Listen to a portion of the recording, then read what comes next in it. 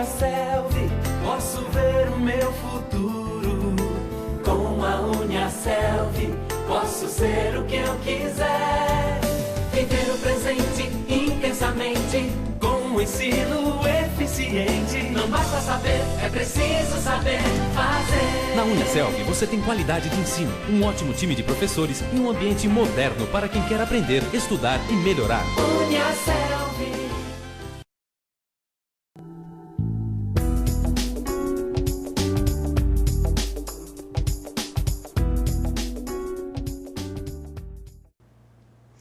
Olá! Concluímos a primeira parte desse estudo, que teve como objetivo estudar as principais ideias que originaram o pensamento ocidental sobre política e economia. Ao estudar, vocês perceberam que a unidade estava dividida em 4 tópicos. São eles: primeiro, debate na Grécia Antiga. Segundo, Platão, Aristóteles e os sofistas como recorte sobre o modo de produção escravista.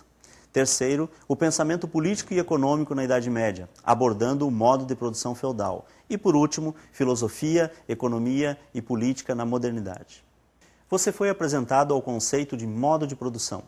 Tal conceito é fundamental para futuros estudos. Por que é importante esse conceito? Ao começarmos a análise da formação política e econômica, devemos destacar o modo de produção como um conceito que permite um estudo da economia e seus desdobramentos políticos. Portanto, o modo de produção tem importante papel nesse estudo, pois as transformações econômicas, políticas e sociais são demarcadas por diferentes lutas entre grupos sociais que surgem a partir dessas mudanças. No tópico 1, começamos o estudo da origem etimológica do termo política, para que façamos uma vinculação deste com os debates riquíssimos no princípio da formação política da humanidade ocidental. Palavras tão desgastadas nos debates políticos de nossa história ocidental originaram-se com ideias de pensadores na Antiguidade Clássica. Para tanto, no tópico 2, começamos a compreender o pensamento de Platão, Aristóteles e os sofistas. Em nossos estudos, encontramos-nos diante de debates de ideias acerca da forma de governo, escravidão, cidadania e os destinos das cidades-estados. Platão deixou seu legado filosófico ao fundar a Academia, espaço de grandes debates e diversos pensamentos discordantes que constituíram ideias filosóficas profundas, ao mesmo tempo em que desenhavam os primeiros conceitos do que consideramos hoje sobre política.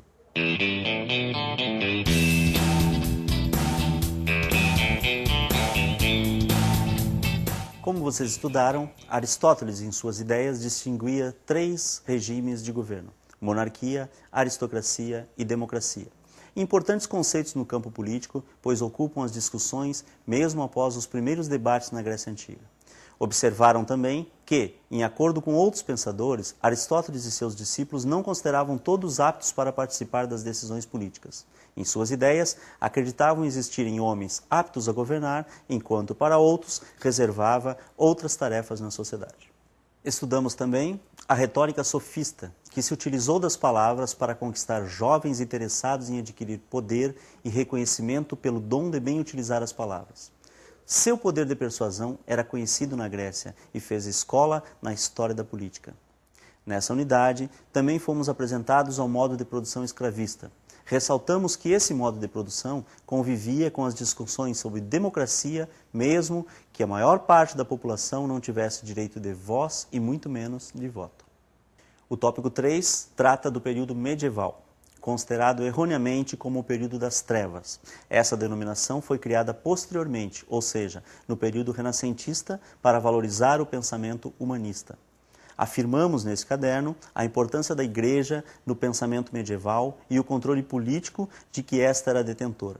Nomes como Santo Agostinho, defensor da fé e sua importância para a formação política de um país, ilustram muito bem o caráter religioso da Idade Média. É importante também compreendermos o modo de produção feudal, que define o lugar político de nobres, religiosos e servos na produção econômica da Europa medieval. A produção econômica era, principalmente, baseada na agricultura, e o que determinava a posição social do indivíduo era a posse de terras.